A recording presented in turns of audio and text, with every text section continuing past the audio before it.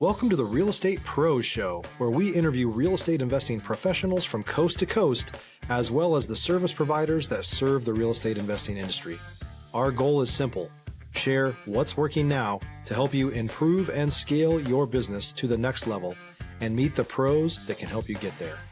Real Estate Pros is powered by Investor Fuel, America's leader in helping real estate investors and professionals build the business you need to live the life you've always dreamed of. Let's start today's show. Property insurance for real estate investors doesn't have to be difficult, but it does need to be there to protect you when you need it. MyInvestorInsurance.com not only provides insurance at 15 to 30% cheaper than traditional agencies, it's built specifically for real estate investors like you. You can set up an account in about 2 minutes, get quotes on properties, turn on and turn off insurance for your fix and flip or rental properties in around 2 minutes without having to talk to anyone directly, all through our portal. There's no better way or faster way to make sure you've got the coverage you need to protect you, and no more lengthy policies either. Once you're set up, you're billed monthly and prorated by the day for however long your policy is active. It's powered by MSI, the third largest independent MGA, with 1.5 million customers and more than $1 billion in cumulative premiums written. Get set up today in about 2 minutes at myinvestorinsurance.com/fuel.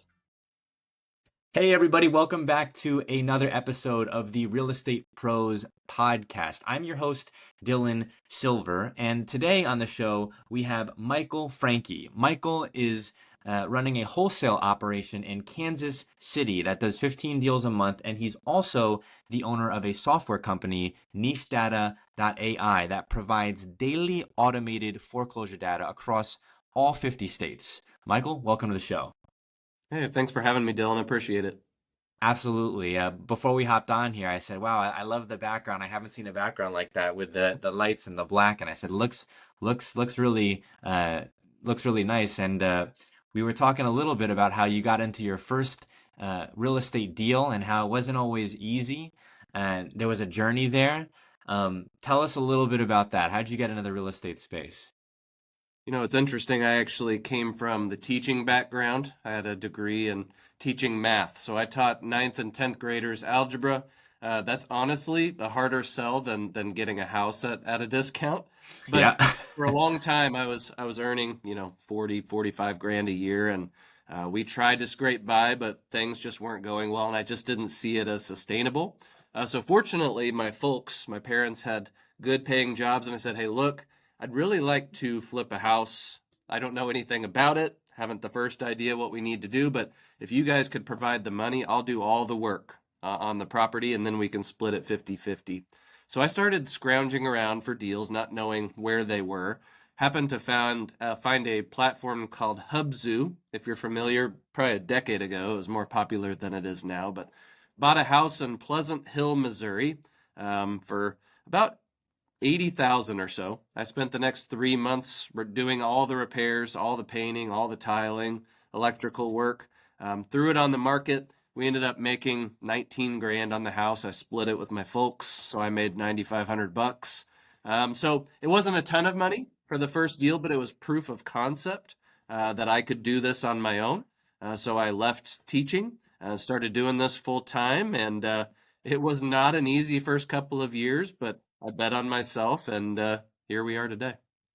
What tools were you using to educate yourself and to get yourself up to speed in an industry that maybe there was a lot to learn in? I can resonate with this.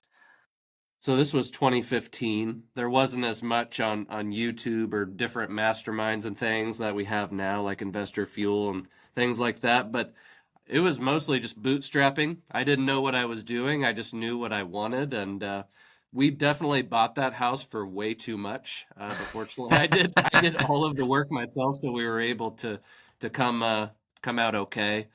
If I did the numbers now, I probably wouldn't have offered much more than about 50 or 55 for that house. But I was excited, and I just got out there and bootstrapped it. And for those of you that are newer to the game, sometimes that's what you got to do. You just got to fail forward. You don't want to be one of those people that is just consuming content and being what I call a content warrior.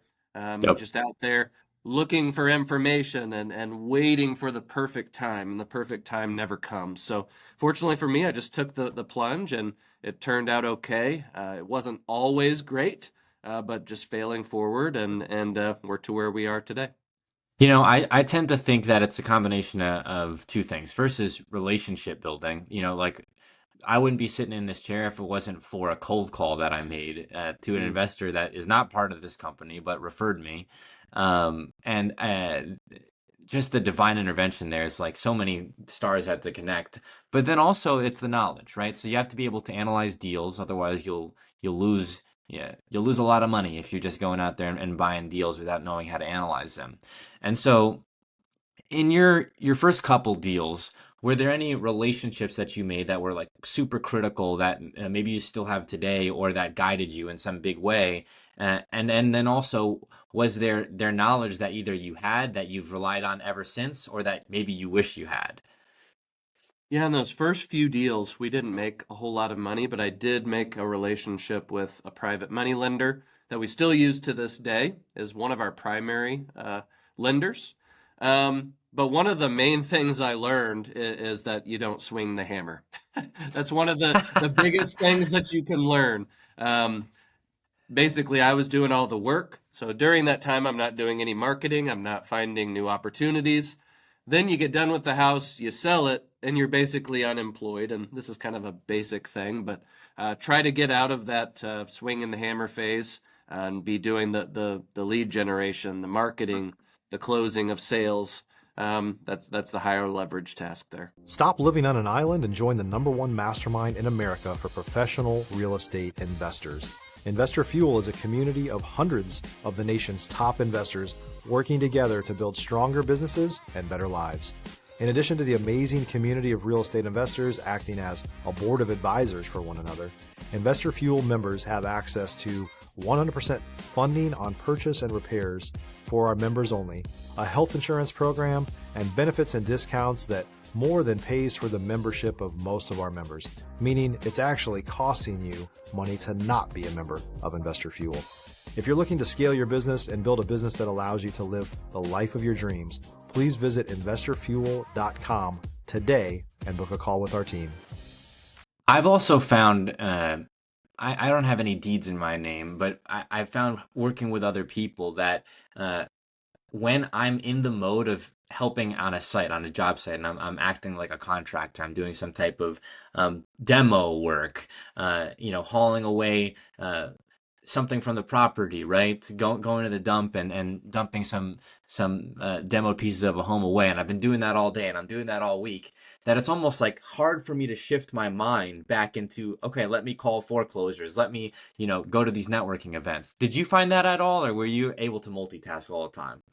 Oh, for the longest time, that's just all I knew, right? I didn't have a big network of people to rely on. So it was just me doing the marketing, me doing the acquisition, me doing all of the work, me doing transaction coordination, the whole thing. And that's kind of the way it begins for a single entrepreneur. And it's good to learn all those tasks so that then you can delegate it out down the line.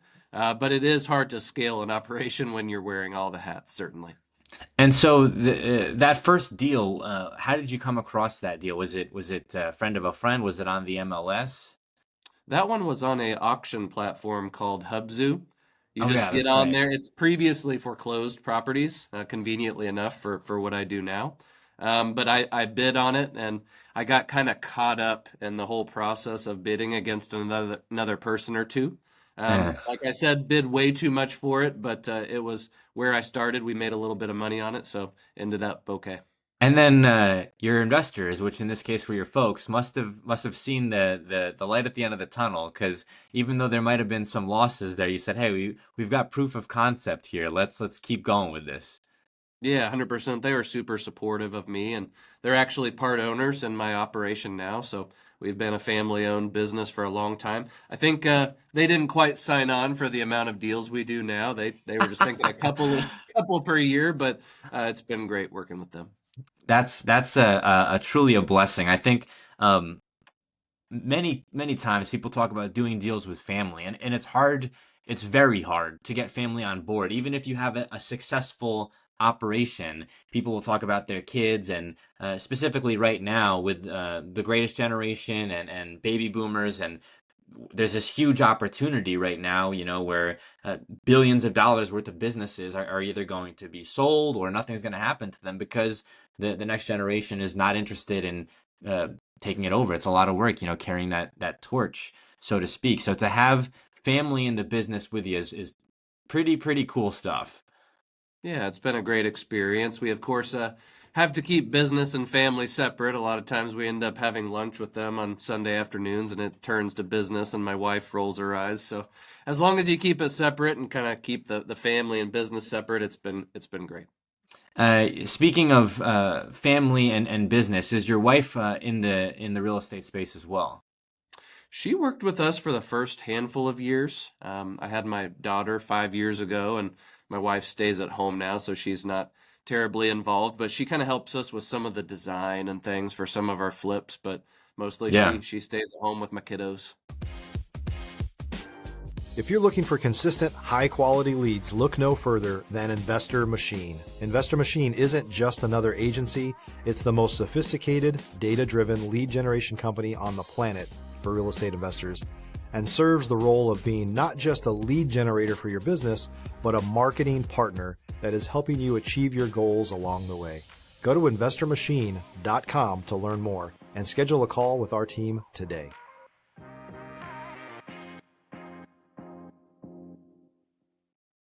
That's awesome, man.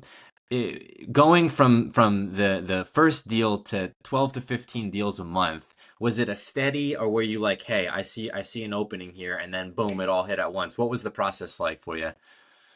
No, it was a slow build, and to say that it all came easily is not accurate at all. Probably about 2 years in, I had had a string of like 5 or 6 different houses in a row to where we broke even or even lost some money. And how did that happen? At that point, I didn't know anything about going off market to buy houses. It was mostly just referrals from realtors, and they would inflate the ARV and the numbers they gave me. They Yep. would minimize the amount of repairs, and that led to deals that were not very fruitful. And I remember one particular property, it was on Cantor Drive in Raymore, Missouri, to where I was about to make 20,000 bucks on this house, and my finances were horrible at the time. They were down to I was down to my last few $100. I needed this thing to close.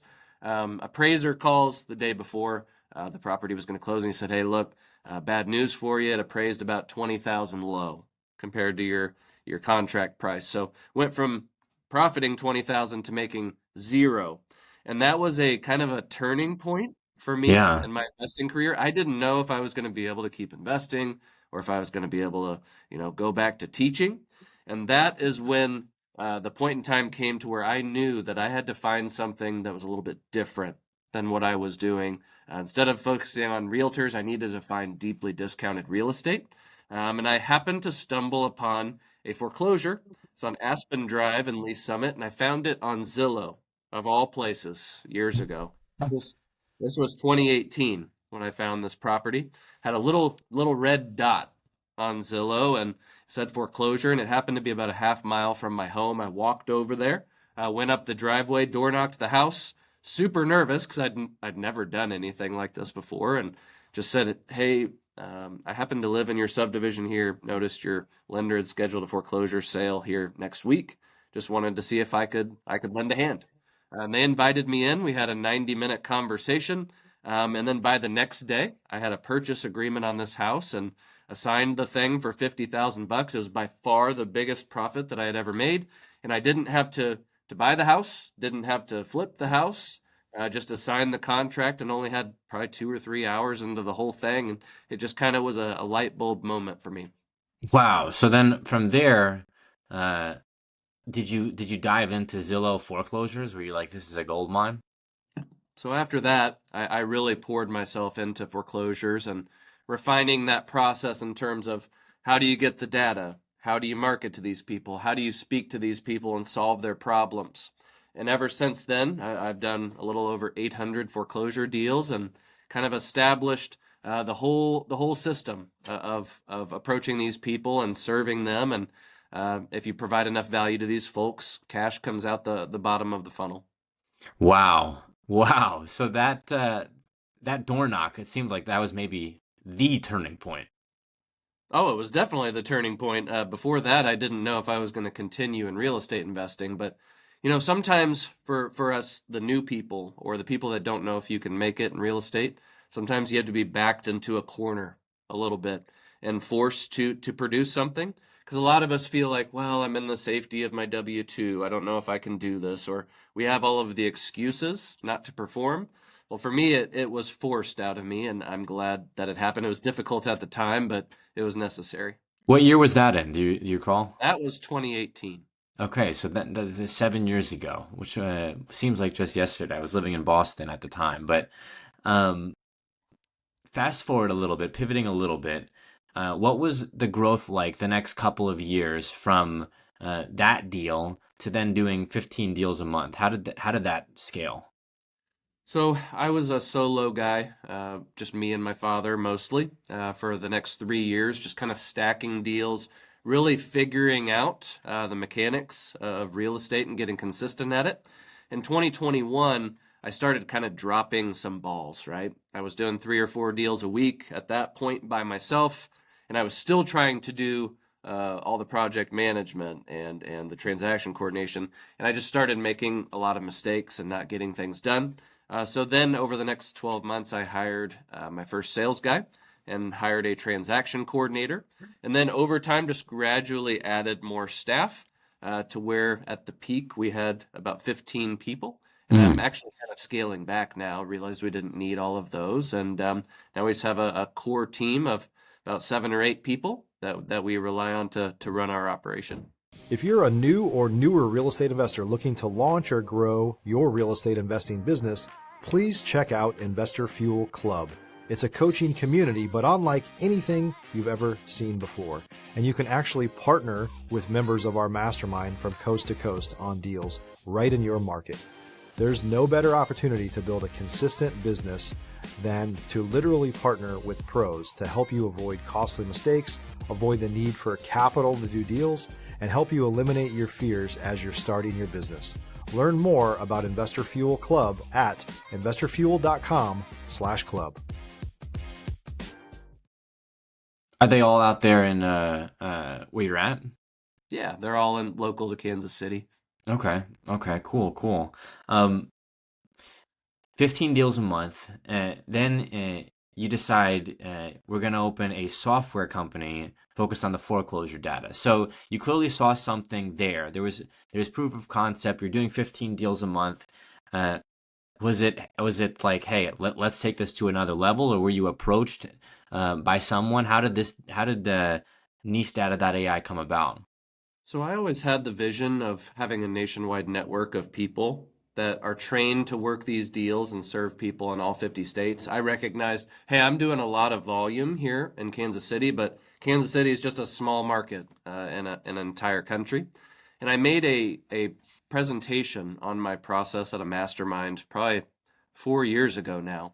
And there were just so many people who enjoyed the presentation, put it into place, and started getting deals. And I was like, I would love to be able to serve them at a higher level. So I started kind of formulating a plan in my head of how I could automate data nationwide. That being said, I'm not a tech guy. I know nothing about that. I'm the real estate guy. But I actually got through that mastermind introduced to my tech side of our company. His name is Rashad. And he's built out a team underneath him. And over the last 18 months, we've been building out this NicheData.ai platform. And now it's something super special that gathers foreclosure data daily from the county layer, 6 different layers, and skip traces that information and provides it to our clients. And they're having a lot of success. Wow.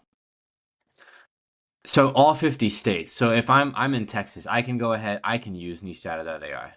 Sure can. Yeah, we're in all 50 states, and some of those different markets are super difficult. Namely, Texas is very difficult in their county data and how they do Right. it, but we've built out some pretty robust technology, and we're basically in most every county down there in Texas. Huh. I'm trying to think what tools I would use. I mean, are you familiar at all with the Roddy report? I am. Yep. Okay, so that's what I'm using. I'm not even aware of I'm not aware of any competitor that you would have in that space in Texas. I mean, I'm thinking, Investor Lift I've used to find people who buy these deals, but as far as distressed properties, people that are heading into foreclosure themselves, the Roddy Report's the only thing that I can think of. So, you know, tremendous accomplishment to get that started and to have that relationship to create the company. You're 18 months in, you said. What have been uh, some of the growth that you faced, some of the obstacles along the way? Oh man, what obstacles haven't we faced? So of course I was completely focused on real estate before this. Now I'm growing an education community, growing a software company. So you can imagine the fragmented focus when you have three things. So just learning how to be a manager of a quickly growing company and trying to balance all of the different arms of the company, that has probably been the biggest focus. And I'm right in the middle of that in terms of the challenge, that is. But right in the middle of that right now. We'll see how it comes out. But it's a super cool product. We're super proud of it. So just definitely a big growth season for me. Yeah, I can imagine. I, I'm almost speechless because I want to jump in and see the platform myself. Um, if and we'll get into this more at the end of the show, but if people are interested, for those listening, in seeing how they can gain access to Niche Data AI, where would they go? Is it just to the website itself? Yeah, NicheData.ai if you'd like to directly sign up. If you'd like to check out the community, getnichenow.com. You obviously get the data, but then you can get the community that sharpens your axe on the side. That's awesome, man. That's awesome. Before we hopped on here, I mentioned that I one of the things that I like to ask guests about is their perspectives and opinions of maybe where the future of this stuff is headed. I know no one has a crystal ball, so it's impossible to say for certain. But um, all this AI, ChatGPT, DeepSeek, your company, uh, where do you see AI and real estate commingling and assisting each other in the near future? So AI has come a long, long way just in 24 months. The project that we have built, Niche Data, would not have been possible without the technology that we have now a couple years ago. But we have a very, very big vision to create a whole ecosystem out of AI. So not only the data in terms of foreclosure, but probate, eviction, divorce, etc. But being able to market to that autonomously. So there's so many things that we have to do manually in real estate, and that's where AI is going to take us. So not only being able to gather the information without humans, but have that information go into a CRM without humans, being able to automate your texting, your direct mail, your email, your cadences for things without humans.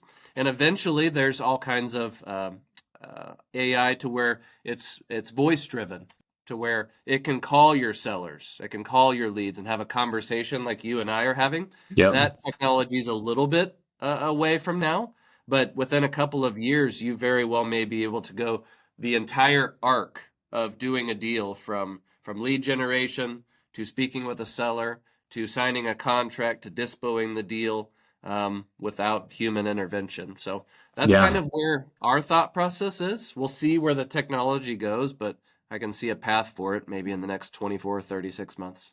Me too. And I know that doesn't sound that far away.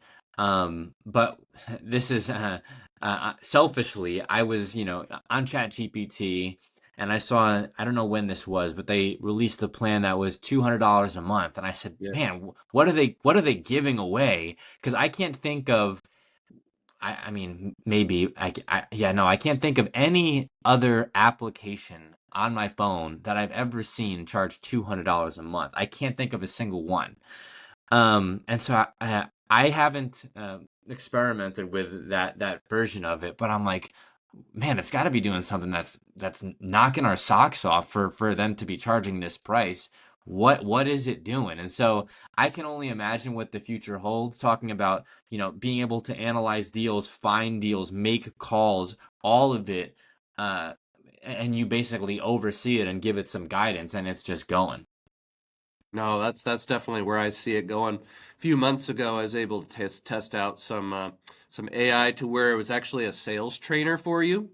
So it was trained on like thousands of hours of sales conversations. So you'd have all different types of sellers, young sellers, old sellers, nice sellers, really difficult sellers. And you would have a conversation just like we're having, and it would grade you, and you could win the conversation and get the contract. You could lose, and they would hang up on you. So there's just endless possibilities with this. So I'm excited by it, and it's changing every day. It seems like every day there's some new breakthrough thing in the AI world. So you kind of got to stay on top of it. On a personal note, what do you think about folks who are using AI in their Airbnbs and their rentals? And where do you see that going to? I mean, I know someone, I couldn't believe this was a thing, but he's like, yeah, the grass is cut. Uh, I have it automated. The grass is cut. I'm not there. You know?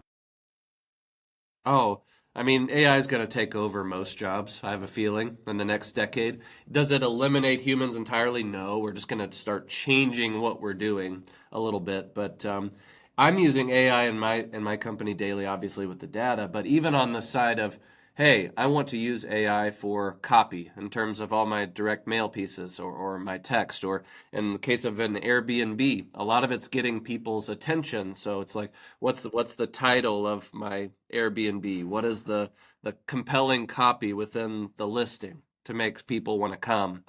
So if you're not using AI, you're missing out, even if it's Yeah. small little things in your daily workflow. I think it's one of these things where if you're not using AI, it's about to come upon us like a wave.